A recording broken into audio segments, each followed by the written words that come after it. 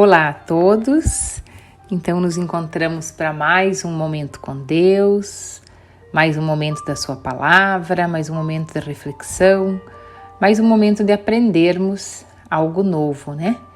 Que a palavra de Deus sempre é nova e hoje ela quer nos dizer algo novo também.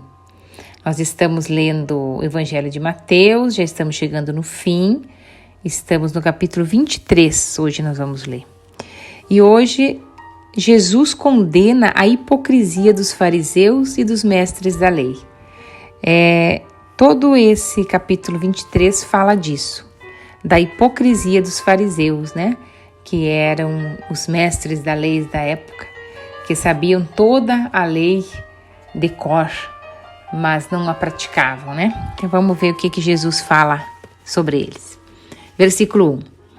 Então Jesus disse à multidão e aos seus discípulos: os mestres da lei e os fariseus se assentam na cadeira de Moisés.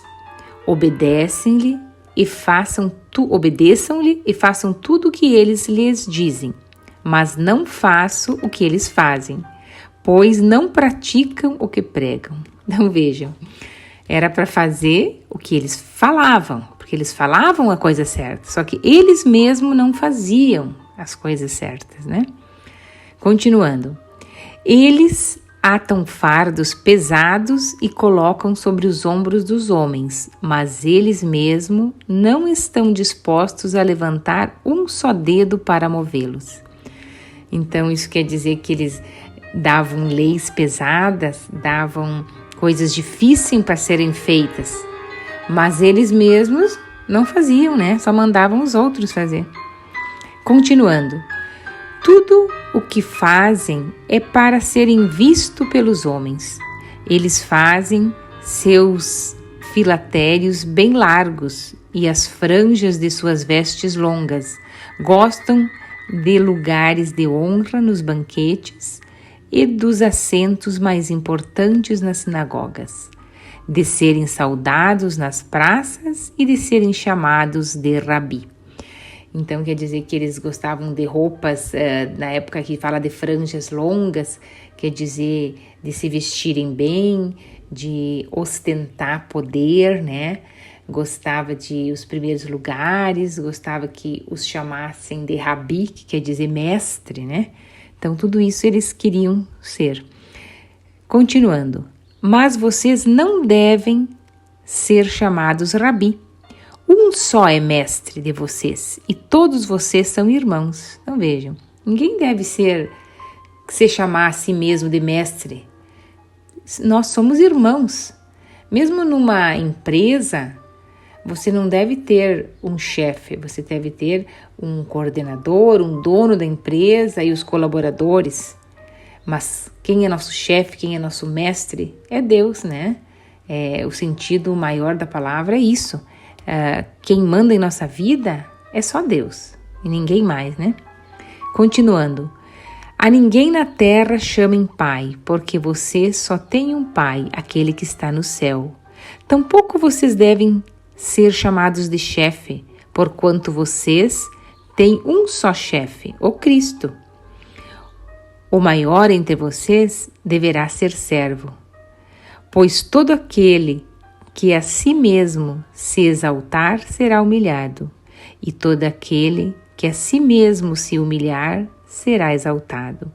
Então a lei de Deus é sempre ao contrário, né? Essa sabedoria de Deus não é a sabedoria dos homens que querem o poder para serem exaltados. E aqui Jesus falou que o maior, o chefe, o que quer ser grande, que seja o menor, que seja quem vai servir. Então, sempre que alguém quiser pegar um cargo público, que vá administrar grandes leis ou partes da população, não deve querer a glória ou se engrandecer por isso, mas deve fazer isso por amor, deve fazer isso para ajudar os outros. Porque Jesus mesmo falou, eu vim para servir e não para ser servido. Então, se Ele, como Deus, veio para servir, quem somos nós para querer sermos servidos, não é? Continuando. Ai de vocês, mestres da lei e fariseus, hipócritas, vocês fecham o reino dos céus diante dos homens. Eles mesmos não entram, nem deixam entrar aqueles que gostam de fazê-lo. Ai de vocês, mestres da lei e fariseus, hipócritas, vocês devoram as casas das viúvas e, para disfarçarem, fazem longas orações. Por isso serão castigados veementemente.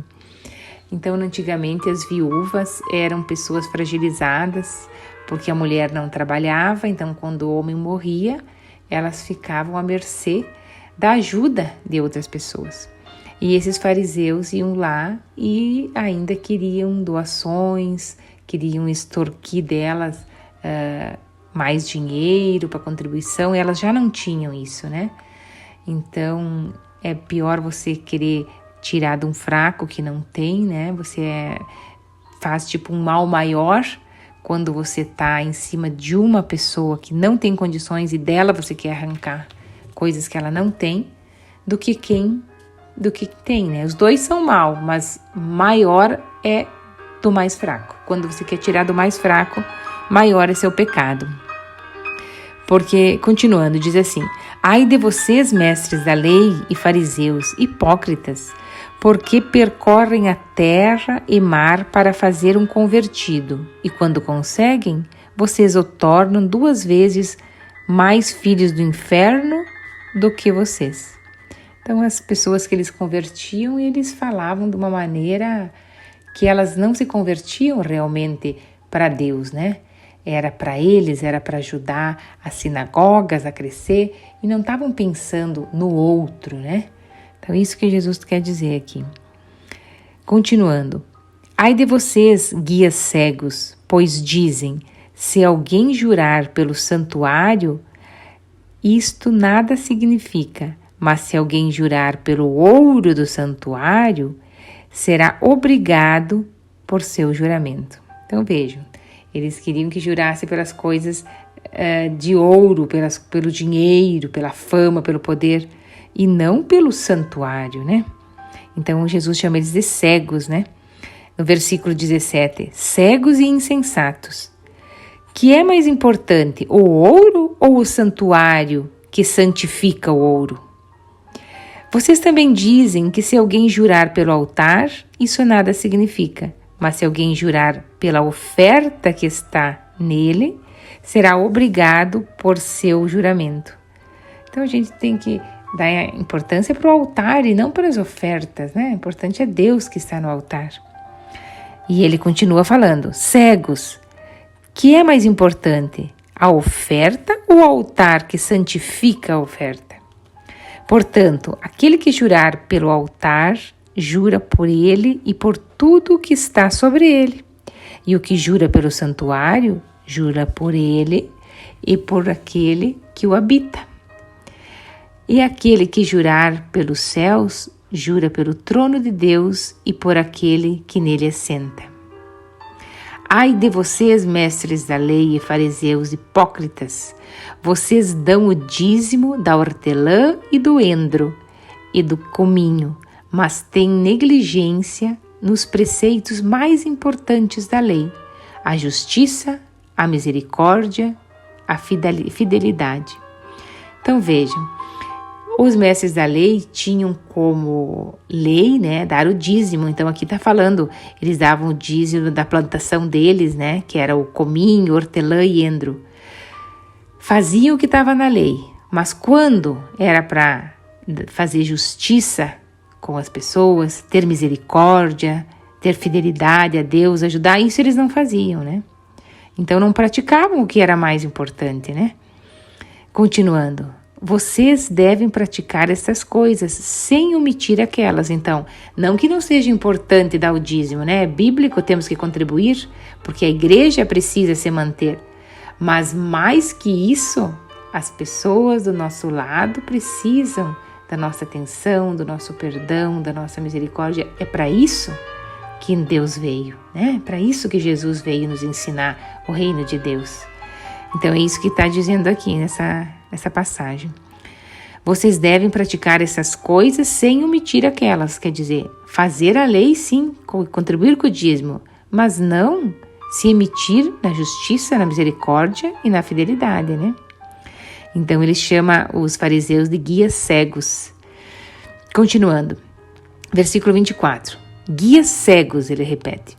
Vocês coam um mosquito e engolem um camelo. Então vejam, eles querem, tipo assim, colocar como ordem, como lei que tem que dar o dízimo.